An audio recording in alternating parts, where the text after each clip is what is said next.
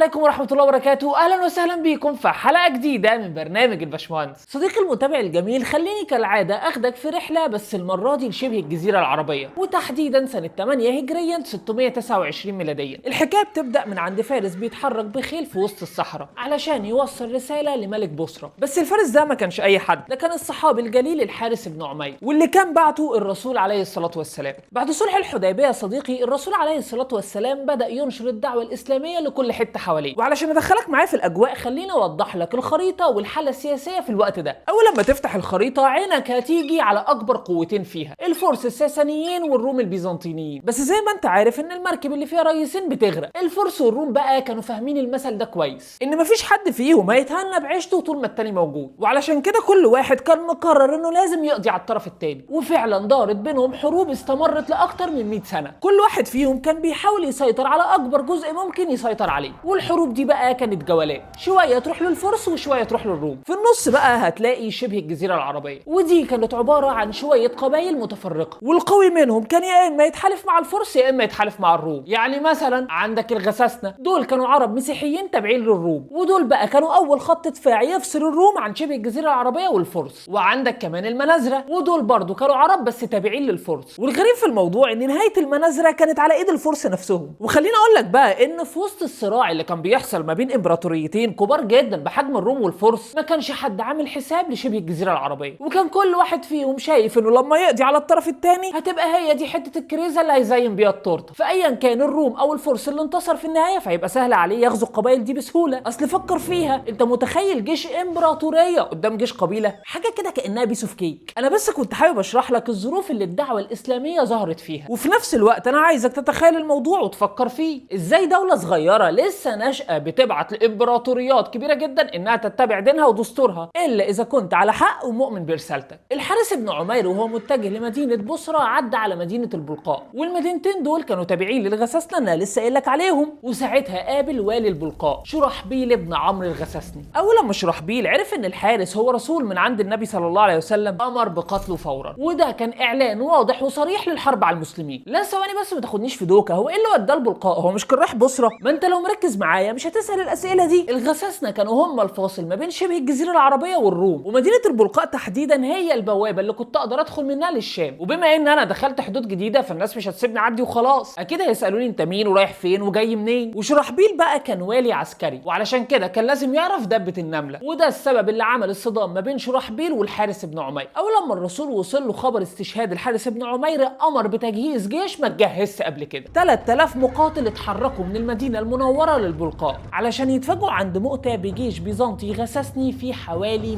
200,000 مقاتل، عدد مرعب جدا. انا عايز اقول لك ان كل مسلم هيبقى قدامه 67 مقاتل من الروم. انت متخيل انك ماسك سيف بتحارب بيه 67 واحد؟ وخد بالك انت مش بتحارب جيش عشوائي، ده جيش اكبر امبراطوريه في الوقت ده، يعني غير ان هو جيش منظم جدا. اقل مقاتل فيهم عنده من السلاح والعتاد اللي يخليه يطلع اقصى حاجه عنده في الحرب. فبحسابات النهارده وحسابات اي زمن، المعركه دي خسرانه. وفعلا المسلمين في الوقت ده ارائهم اختلف، في اللي قال لك نرجع ونشوف هنعمل ايه، وفي اللي قال لك احنا نبعت للرسول وهو يقول لنا نحارب ولا نرجع. وفي وسط الهوجه دي طلع عبد الله بن رواحه وخطب خطبه عظيمه في جيش المسلمين: يا قوم والله ان الذي تكرهون للذي خرجتم تطلبون، وما نقاتل الناس بعدد ولا قوه، ما نقاتلهم الا بهذا الدين الذي اكرمنا الله به، فانطلقوا فانما هي احدى الحسنيين، اما النصر واما الشهاده. بعد الخطبه دي المسلمين اتحمسوا جدا وقرروا ان هم لازم يدخلوا الحرب دي. انا فعلا لحد دلوقتي مش مستوعب ايه الايمان ده. انت متخيل بعد كل اللي انا قلته لك برضه قرروا يدخلوا الحرب؟ الجيش البيزنطي بقى على الناحيه الثانيه لما شاف العدد ده قرر انه يهجم بكل قوته علشان يخلص الحرب في اسرع وقت. الرسول عليه الصلاه والسلام امر ان الجيش ده يخرج بقياده زيد بن حارثه، ولو استشهد يبقى جعفر بن ابي طالب، ولو استشهد فعبد الله بن رواحه. والحقيقه ان من شده القتال استشهد الثلاث قاده واحد ورا الثاني، كل واحد فيهم حارب لاخر نفس عشان يدافع عن رايه الاسلام. وفجاه جيش المسلمين لقى نفسه محاصر بالاف من الروم بدون قائد ورايتهم مرميه على الارض. وساعتها رفع الرايه الصحابي الجليل ثابت بن الاقرم، وبدا يدور على قائد جديد للجيش يديله الرايه. في الوقت ده كان خالد بن الوليد بيحارب بضراوه في وسط الروم، وفجاه لقى ثابت بن الاقرم بيسلموا الرايه. وساعتها اجتمع المسلمين على قياده خالد بن الوليد للجيش. خالد بن الوليد في الوقت ده صديقي كان لسه داخل الاسلام ما بقالوش كام شهر، ودي كانت اول معركه ليه في وسط جيش المسلمين. وفجاه لقى نفسه هو قائد الجيش وظروف المعركه مش في صالحه تماما. بس قبل ما اكمل لك اللي حصل في المعركه، انا عايز اجاوبك على سؤال كان محيرني انا شخصيا، اشمعنى خالد بن الوليد اللي ثابت بن الاقرب قرر يسلمه الرايه وقياده الجيش مع ان كان قدامه مئات من الصحابه في الوقت ده؟ هو نفسه لما نادى في المسلمين علشان يصطلحوا على قائد يكمل المعركه، المسلمين قالوا له خليك انت ماسك الرايه، ومع ذلك اداها لشخص لسه حديث في الاسلام. كانك بالظبط جبت عسكري خليته رئيس اركان. علشان اجاوبك على السؤال ده خلينا ارجع بيك فلاش باك لورا واحكي لك مين هو خالد بن الوليد. اتولد سيدنا خالد في بيت عز، ابوه كان الوليد بن المغيره، اغنى اغنياء قريش وسيد بني مخزوم. الوليد كان شخص كريم جدا وغني جدا جدا، لدرجه انه كان بيتكفل بكسوه الكعبه سنه وقريش كلها تتكفل بكسوه الكعبه السنه اللي بعدها، وكان بياكل الناس في موسم الحج. ده غير ان بني مخزوم كانوا يعتبروا القوه العسكريه في قريش. يعني غير الغنى ده كله هو كمان كان وزير الحربيه. وبالرغم من كل ده الا انه كان شخص متكبر ونرجسي لابعد الحدود، لدرجه انه رفض الدعوه الاسلاميه مع انه كان متاكد منها، لانه كان معتقد ان النبوه كانت لازم تنزل عليه هو. ومع ان خالد اتولد وفي بقه معلقه ذهب الا انه اتربى تربيه صعبه جدا. ابوه علشان يطلعه شاب قوي وداه من وهو طفل صغير يتربى في الباديه، يتربى في الصحراء وسط الرمله والشمس، ويشرب وياكل اي حاجه، لدرجه انه كان بيحب الضب، وده نوع من انواع السحالي. يعني من كتر ما هو جرب كل انواع الزواحف حب السحليه. ده الاطفال اللي في سنه دلوقتي الصبح في النيرسري وبالليل في الكيدز اريا. ولما رجع من الباديه لقى نفسه في وسط قبيله الشغل الشاغل ليها هي القتال، فتعلم الفروسيه والمبارزه بالسيف والرمح، وكان احسن واحد في وسط كل اللي حواليه. ومع ان الطرف والغنى كانوا حواليه في كل مكان الا انه فضل انه يكمل حياته بالطريقه اللي اتربى عليها علشان يعود نفسه انه يصبر على قله الاكل وعطش الحرب. لما تبص لطفوله خالد بن الوليد انت محتاج تقف دقيقه وتنبهر. احنا معظم الابطال اللي بنشوفها بيبقوا ناس اتربوا في ظروف صعبه اتفرضت عليهم، ظروف فعلا تكون شخصيات ابطال، ظروف ما تخلوش قدامه حل غير انه يبقى بطل عشان يعرف يعيش. لكن سيدنا خالد ساب كل حاجه واختار انه يبقى بطل. وعلشان اكمل لك الصوره اللي سيدنا خالد نشأ فيها خلينا افهمك قريش كانت متقسمه ازاي. قريش في الوقت ده كانت عباره عن مجموعه من القبائل ما لهمش سيد واحد او منصب واحد، لكن كل قبيله ليها مناصب سياسيه وشرفيه بتعبر عن قوتها في وسط قريش. سيدنا محمد صلى الله عليه وسلم كان من قبيله بني هاشم، وخالد بن الوليد كان من بني مخزوم. وزي ما خالد بن الوليد ورث من قبيلته الفروسيه والقوه والشجاعه، ورث منهم كمان الكفر والكبر والعناد. يكفي ان اقول لك ان ابوه الوليد بن المغيره نازل فيه ايات من سوره المدثر بتوصف كفره وعناده، وابن عمه كان ابو جهل. ابو جهل كان بيقول اذا كان لبني هاشم السقايه والرفاده والمشوره ثم تكون فيهم النبوه فماذا لبني مخزوم؟ الناس دي كانت عارفه ومتاكده ان سيدنا محمد كان على حق، لكن كبرهم وتعصبهم وحبهم للسلطه خلوهم يرفضوا الدعوه ويبقوا اول اعداء ليها. وخالد بن الوليد كان زيه زي اي حد من القبيله كره الدعوه الاسلاميه. وبعد ما هاجر سيدنا محمد من مكه للمدينه حصل الصدام بعدها بسنتين، وده كان في غزوه بدر. جيش مكون من 300 مسلم قدام 1000 مقاتل من قريش، بس ما كانش منهم خالد بن الوليد، وده لانه كان بره مكه في الوقت ده. لما تبص للاعداد للوهله الاولى هتتوقع ان الغلبه غالبا هتروح لجيش الكفار، لان كل مسلم كان قدامه حوالي 3، لكن النتيجه كانت انتصار المسلمين باكتساح،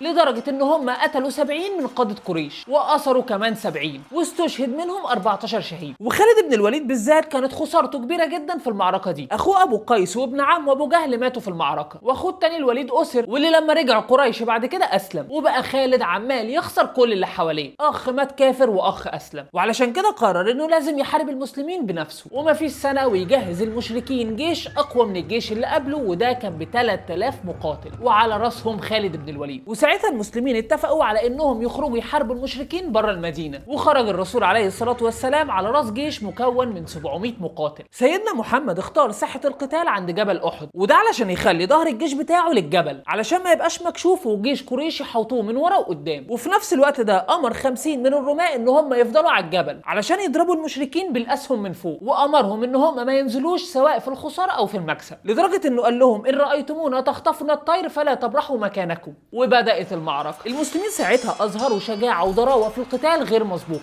لدرجه ان هم حسموا المعركه في الجوله الاولى، والمشركين بقوا ما بين قتيل وجريح واسير، وبقوا بيرموا سلاحهم على الارض علشان يعرفوا يجروا ويهربوا بحياتهم. اول لما الرماة شافوا المنظر بداوا يصرخوا الغنيمه الغنيمه، ونزلوا من على الجبل ونسيوا وصيه الرسول. مين بقى كان مصحصح وخد باله من اللي حصل ده؟ بالظبط يا صديقي، خالد بن الوليد. وخد الفرسان اللي معاه ولفوا حوالين الجبل، وطلع من ورا الرماة الباقيين اللي ما نزلوش، وخلص عليهم وبدا يهاجم المسلمين من ظهرهم. تخيل انت يبقى ظهرك محمي وفجاه تلاقي حد بيديك بالسيف من ورا. المسلمين ساعتها ارتبكوا جدا، والمشركين اللي كانوا بيهربوا رجعوا بعد ما شافوا اللي حصل، وبكده حصروا المسلمين من ورا وقدام. وبعد ما كانوا واحده واحده منتصره بقى كل واحد فيهم بيحارب لوحده من غير اي تخطيط، وبداوا يستشهدوا واحد ورا التاني، وانتهت احد اصاب بخساره كبيره جدا في جيش المسلمين. عدد كبير جدا من الصحابه اصيب واستشهد في المعركه دي، حتى ان الرسول عليه الصلاه والسلام اصيب بجرح كبير في راسه، واستشهد عمه اسد الله حمزه بن عبد المطلب. وكل ده حصل بسبب خالد بن الوليد. ومع ان دي كانت اول معركه لخالد، الا انه اثبت فيها ذكائه العسكري وشجاعته في الميدان. وفي الوقت ده كان خالد بن الوليد عدو حقيقي للاسلام. خالد بن الوليد ما وقفش عند كده وبس، ده ما كانش بيفوت مناسبه او غزوه او اي حاجه يقدر يقاتل بيها الاسلام الا وكان بيعملها. وشارك بعد كده في غزوه الخندق، وحاصر المسلمين اسابيع في المدينه، وكان اكتر واحد عنده اصرار على اقتحام المدينه. وفعلا كان على وشك انه يعمل كده واشتبك مع المسلمين، وفضل مستمر في الحصار لحد ما ربنا ارسل عليهم ريح شديده جدا دمرت المعسكر بتاعهم. ولما الرسول عليه الصلاه والسلام خد المسلمين علشان يعتمروا البيت الحرام في مكه، خالد بن الوليد خد مجموعه من الفرسان وقطع عليهم الطريق علشان يمنعهم من العبره ومن دخول مكه. وساعتها الرسول عليه الصلاه والسلام امر المسلمين ان هم ينزلوا في مكان اسمه الحديبيه، وبعتوا القريش في مكه ان هم جايين بغرض العمره مش بغرض الحرب. وساعتها الامور هديت، وده اللي ادى بعد كده لصلح الحديبيه. وكان الاتفاق ساعتها ان المسلمين يرجعوا المدينه السنه دي ويعتمروا السنه اللي بعدها. صلح الحديبيه ساعتها كان بمثابه انتصار سياسي للدعوه الاسلاميه، وده لان في وقت الحرب الكل بيبقى معمي، كل واحد بيبقى مشغول بالطار والقتال. انما بقى في وقت الهدنه بيبقى فيه رفاهيه الوقت اللي تخليك تقعد تفكر وتراجع حساباتك. وده بالظبط اللي حصل مع خالد بن الوليد. سيدنا خالد بدا يفكر في حياته اللي عاشها قبل كده، وانه ازاي عمل كل اللي كان بيعمله ده بس عشان هو اتولد لقى نفسه بيعمل كده. ولما بص بقى للاسلام بعين العقل، اكتشف ان حياته الباقيه مش هيبقى ليها اي معنى الا لو دخل الاسلام. واللي شجعه على كده ان الرسول عليه الصلاه والسلام لما جه السنه اللي بعدها عشان يقضي العمره، سال عنه اخوه الوليد بن الوليد. خالد بن الوليد ساعتها استغرب جدا، ازاي الرسول اللي انا فضلت احارب فيه سنين طويله وكنت سبب في استشهاد اصحابه وعمه يسال عني ويذكرني بالخير. وساعتها خالد قرر انه يهاجر للمدينه ويسلم بين ايد الرسول عليه الصلاه والسلام. كل اللي انا بحكيه لك ده بس عشان اوريك انا ليه كنت مستغرب من موقف ثابت بن الاقرم والمسلمين، انهم ازاي يدوا الرايه لخالد بن الوليد، لانه مش بس كان مسلم جديد، لا ده حاربهم سنين وقتل اخواتهم في الاسلام. حاجه زي كده توريك ازاي الصحابه والمسلمين كانوا بيتعاملوا مع بعض، وقد ايه كانوا مؤمنين بالدعوه وفاهمين الاسلام صح، لدرجه ان هم مش بس عاملوا خالد كانهم واحد منهم بعد كل اللي عملوا ده، لا ده كمان ولوه عليهم. لو حطيت نفسك مكان خالد بن الوليد في الوقت ده هتلاقي ان انت قدامك حلين احلاهم مر، يا اما تقاتل بشجاعه لحد ما تنتهي انت وجيشك، يا اما تنسحب انسحاب عشوائي وساعتها مش هتعرف تعد الخسائر. لكن سيدنا خالد بن الوليد فكر في حل اذكى من كده بكتير. لما جه الليل عليهم امر جنوده ان هم يغيروا مواقعهم، الميمنه تبدل مع الميسره والمقدمه تبدل مع المؤخره، وامرهم كمان ان هم يغسلوا اسلحتهم ولبسهم علشان لما يواجهوا الروم في اليوم اللي بعده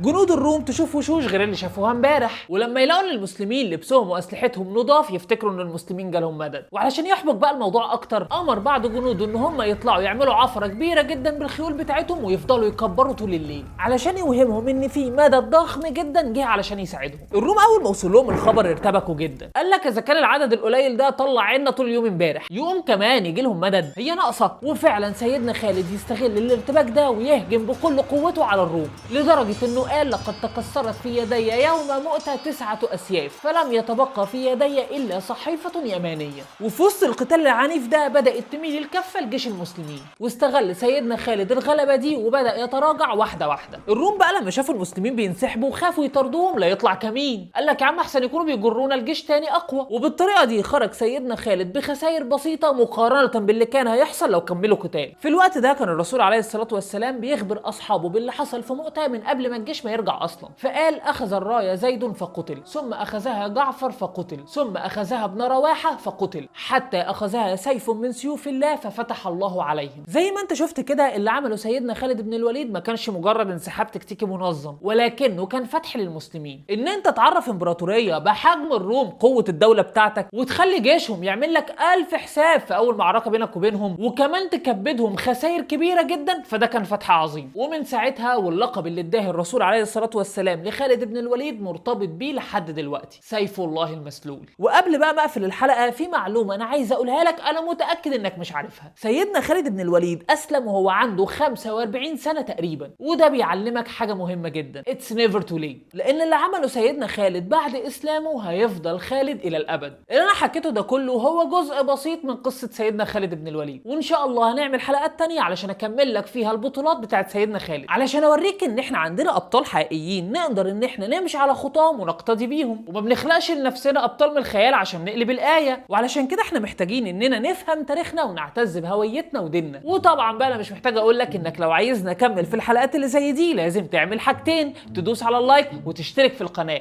ولحد ما اشوفك تاني خليك دايما فاكر ان انت فاهمان.